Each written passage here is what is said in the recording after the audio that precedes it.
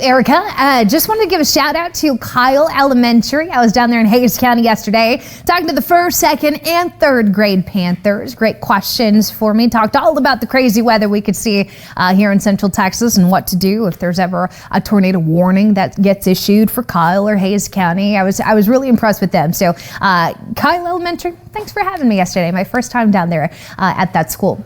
Lorenz 360 camera, clear, dry. We are in for a really nice day. Your temperatures this morning in the 50s and low 60s, warmer than where we were yesterday at this time. The afternoon is going to follow that same trend. We're on our way to the mid 80s. For perspective, yesterday we topped out at 79, so more than 5 degrees warmer with the help of the sunshine, dry skies, and a little bit of wind. By a little bit, I'm talking about south-southwest winds sustained at 5 to 15 miles per hour, but it's those wind gusts that could get up to about 25 miles per hour. But hey, that kind of wind is a warming wind for us. That's why those temperatures are running warmer than not only average, but as mentioned yesterday too. Wildfire risk, though, is something to watch. This is the downside of this nice dry weather, is the fact that with the dry weather and those gusty winds, we have very high to even extreme fire danger in parts of the hill country. So please make sure you're being mindful with whatever you're doing outside. Let's hold off on those outdoor burns today.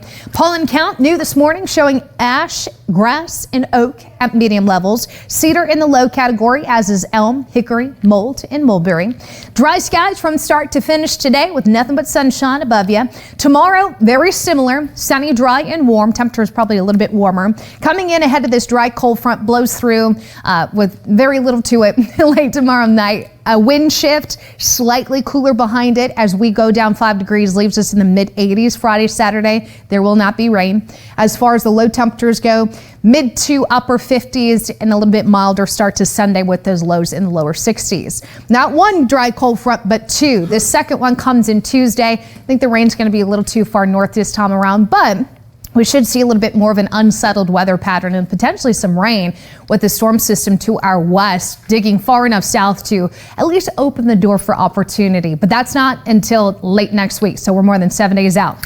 Sunny, dry, and warm with gusty winds today. As mentioned, Friday, Saturday, just a little cooler, but still really nice days. Some more gusty winds expected Sunday, Monday. Ahead of the second cold front, we'll see 90s down to the 80s. Your overnight lows will be in the 50s and 60s. As mentioned, some big weather world news. The last in our GO series of weather satellites is fully operational as of Monday. It was number 4 of 4.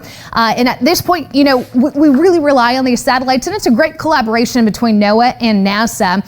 The data is used in so many different sectors. I mean, atmospheric sciences, climate sciences, oceanography, hydrology studies. It's really important. It's a great resource that we have.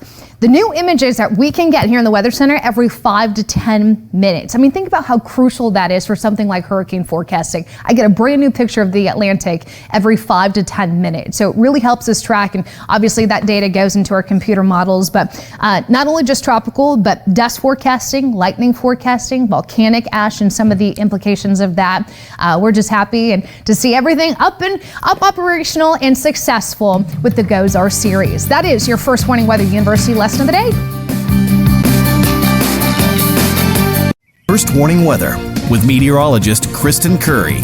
Well, good Wednesday morning. We begin up in North Austin. R&D domain camera looking pretty good. Clear skies, great visibility. Your temperatures in the 50s in Williamson and Travis County. You're noticing mid 50s out towards the west, upper 40s to low 50s in our eastern counties. The majority of us much warmer than yesterday by a good 10 to 20 degrees. So we are going to continue this warming trend into the afternoon. Probably not this pronounced, but it is going to be warmer than yesterday. Yesterday we topped out in the upper 70s. Here in the Austin metro, I'm thinking most of us are in the 80s. So the bus stop forecast calls for temperatures in the 50s this morning. Still cool. I mean, a light jacket I think is acceptable, but as we get into the afternoon, we're talking sunscreen and t-shirts today. Coming up in your First Warning forecast, we've got a cold front coming tomorrow.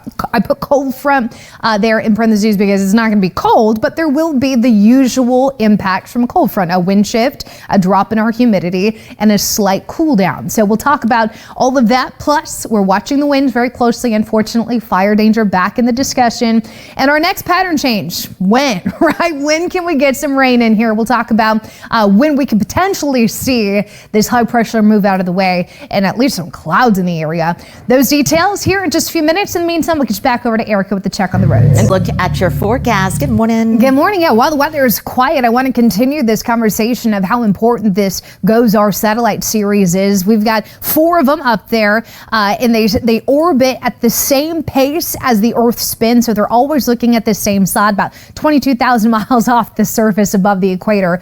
GOES-16 went up in 2016. It's now GOES-R, also known as GOES-East, and it gives us a really good picture of the Atlantic. GOES-17 went up 2 years later, and it is now referred to as GOES-S, but it's a backup to GOES-18. That launched in 2022. It's now GOES-West. That keeps an eye on all the activity out on the western side of the nation and in the Pacific. And then GOES-19, that's the big story, is this week. The last satellite went up last year, and it goes through a testing phase. It fully went operational on Monday. So we're excited that we've got, 4 satellites up, 2 in operation, and 2 as backups. And this is what it looks like. This is GOES-East from yesterday. I wanted to give the full disk picture. You can see it gives us a nice view of the Atlantic, parts of the Caribbean and the Gulf. 5 to 10 minutes, we get a new picture of what our Earth looks like. And this is GOES-West there. You can see the Pacific side of things. So kind of some really cool and geeky science stuff on this Wednesday morning.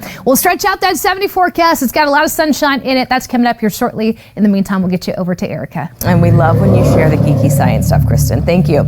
Okay, 6:41. I'm still monitoring the situation on I-35 up in North Austin, as is the TxDOT camera crew. What happened? Well, earlier there was a crash on northbound 35 near Breaker. This is I-35 at Lamar, so north of where that crash occurred, but we just have some lingering delays as a result. So probably by the time you leave the house, you might still see that it's extra busy through that construction zone on the early side of this morning commute.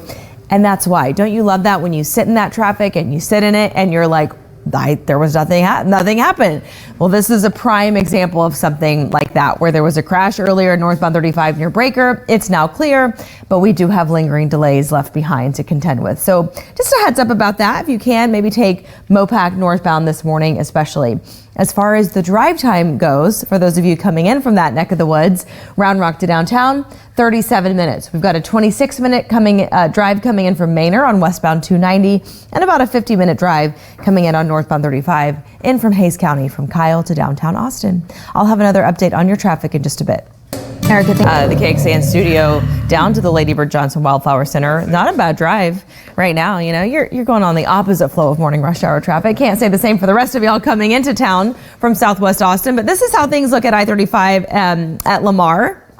In North Austin, a little bit busy. There was an earlier crash on northbound 35 in that big construction zone by Breaker. That crash is clear, but it's just left some lingering delays. So I'm monitoring it up in North Austin. I know this is an area that gets busy every day because of morning rush hour and because driving through a construction zone isn't always the easiest, right? But it's something that we have to get used to for sure. So you see those delays up there in North Austin, kind of around Parmer, Breaker, both northbound and southbound. Also seeing delays down in South Austin. I'll show you that drive time in just a second. But let me tell you how it's looking between Georgetown and Round Rock, and then Round Rock to downtown. That Georgetown and Round Rock stretch is about 13 minutes, and then Round Rock to downtown about 36 minutes. At this point, Mopac southbound looks totally fine. No big concerns coming in from Cedar Park either on southbound 183. Northbound 35, northbound 183, both in the red coming in from South Austin and Southeast Austin. 21 minutes on northbound 183 between 45 and 71, and about a 52-minute drive or so coming in from Hays County from Kyle to downtown. If you're coming in from Manor or coming in from Bastrop, it's busy, but no surprises right now. About a 28-minute drive coming in from Manor on westbound 290. Kristen?